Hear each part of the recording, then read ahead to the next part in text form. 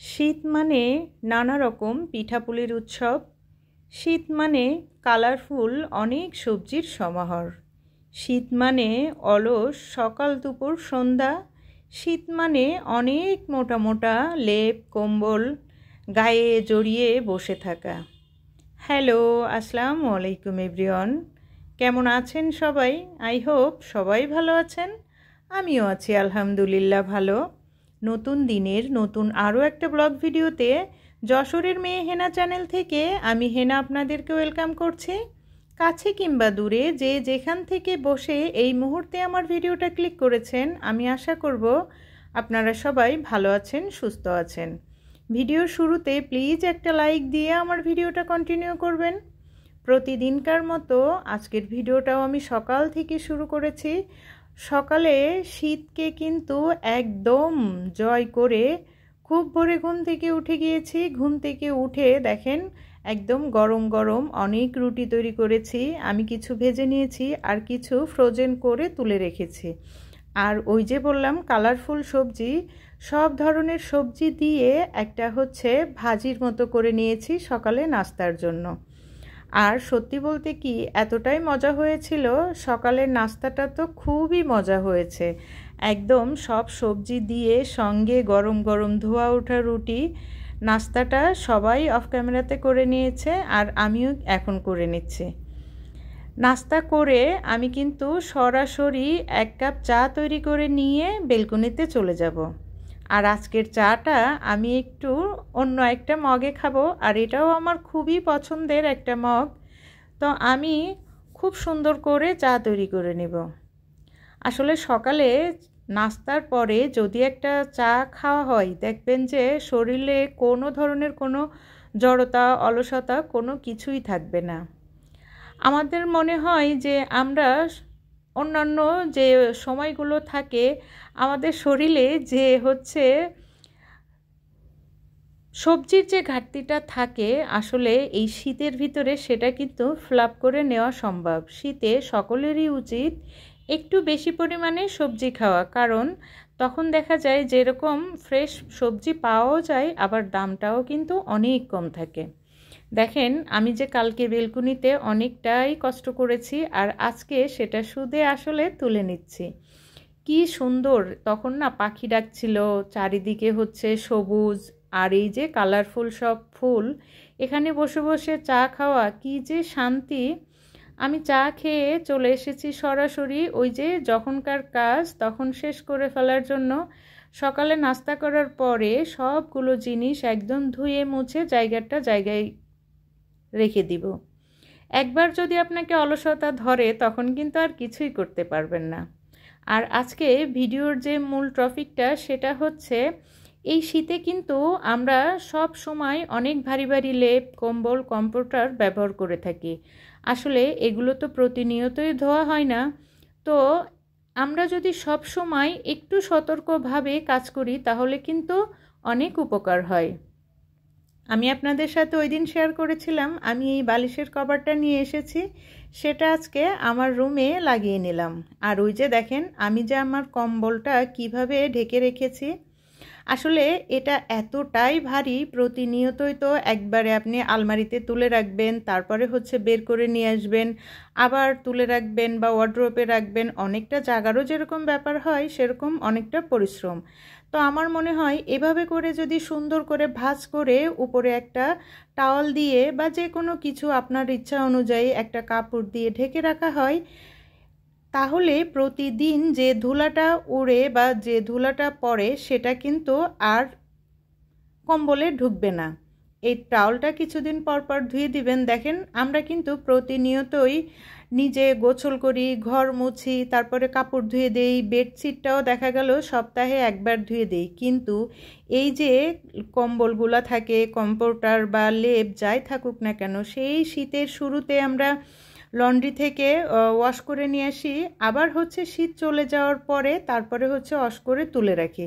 তো এই যে আমরা যে 2-3 মাস একটানা ব্যবহার করি, এতে কি যে পরিমাণে ধুলা এর উপরে থাকে সেটা আসলে দেখা যায় যে ভালো না। আর প্রতিনিয়ত যখন আমরা কাপড় ধুই তখন কিন্তু কাপড়েরও যে সৌন্দর্যটা সেটা নষ্ট হয়ে যায়। তো এভাবে যদি আমরা প্রতিদিনই গুছিয়ে রাখি তাহলে কিন্তু ময়লাটা কম হবে। আমি তো সবসময় ঘুম থেকে উঠে আগে এই কাজটা করি, কারণ আমার এই কম্বল যে ভারী, এটা নাড়াতে গেলে আমার অবস্থা তো খুবই খারাপ হয়ে যায়।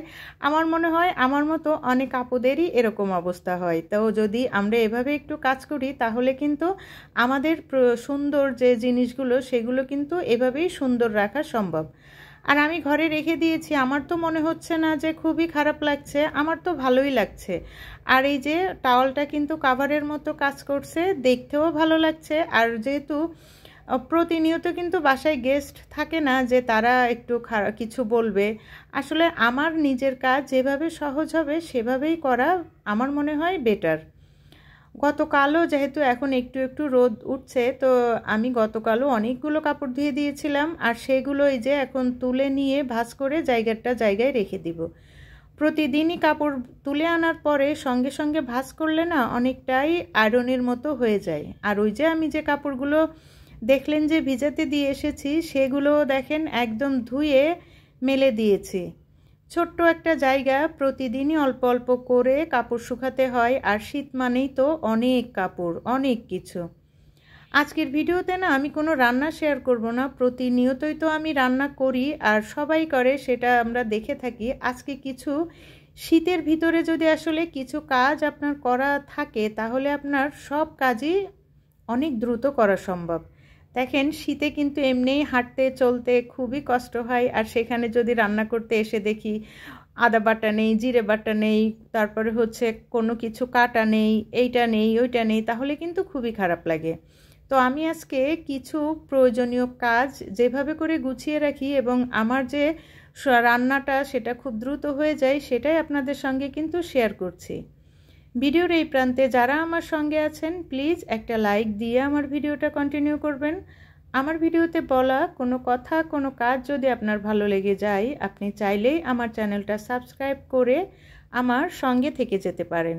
পাশে থাকা বেল বাটনটি প্রেস করে রাখতে পারেন, যাতে আমি নতুন কোনো ভিডিও ছাড়লে আপনার কাছে নোটিফিকেশন চলে যায়, আর আপনি আপনার সময় সুযোগ করে আমার ভিডিওগুলো দেখে নিতে পারেন। আমি আজকে কিছু নতুন আপুদের জন্য কিছু কথা বলবো। আসলে আমিও নতুন, তারপরেও আমি মনে করি যে যারা ইউটিউবে এসেছে তারা মোটামুটি কিছু না কিছু জেনেই তো এসেছে।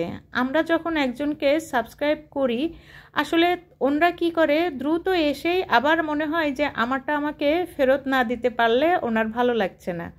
এতে হয় কি, আপনারটাও যেরকম নষ্ট হয় আমারটাও ওরকম নষ্ট হয়ে যায়। আমরা একটু ধৈর্য নিয়ে যদি যে নির্দিষ্ট সময় থাকে সেই সময়টা পার করে যদি এসে তাকে রিটার্ন করি, তাতে আপনার আমার সবারই উপকার হয়। দেখেন এই ছোট্ট জার্নিটা আমরা যখন শুরু করেছিলাম তখন কিন্তু কিছুই ছিল না, একটু একটু করে সেটা বড় হচ্ছে। আর এই একটা যে সদস্য হয়, সেই সদস্যটা যখন কেটে যায় না খুবই কষ্ট লাগে। আমরা একটা সদস্য তৈরি করতে কিন্তু আসলে অনেকটাই কষ্ট হয়। তো আমি চাইবো যে যে নির্দিষ্ট যে 24টা ঘন্টা থাকে সেটা পার করে এসে আমার নতুন আপু ভাইয়ারা, আমিও যেরকম নতুন, আপনারা হয়তো অনেক কিছু জানেন, তবে এই ভুলটা না করলে আপনার জন্য এবং আমার জন্য উভয়ের জন্যই অনেক ভালো হবে। আমি চাইবো যে আপনারটা আমারটা কোনোটাই নষ্ট করবেন না, আরও প্রয়োজনে হেল্প করবেন।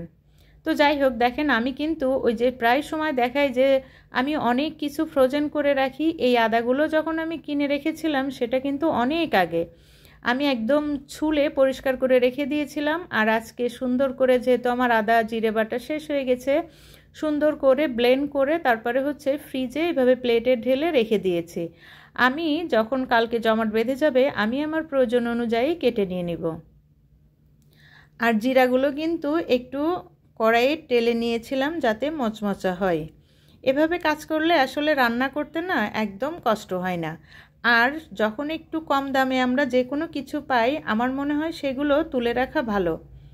আমি কিন্তু অফ ক্যামেরাতে দুপুরে রান্না করেছিলাম, ঘরের সব কাজ করে ঝাড়ু দিয়ে মুছে নিয়েছিলাম, তারপরে আর কিছুই করিনি। এখন চলে এসেছি সরাসরি সন্ধ্যায়। আর সন্ধ্যায় দেখেন কত মিষ্টি।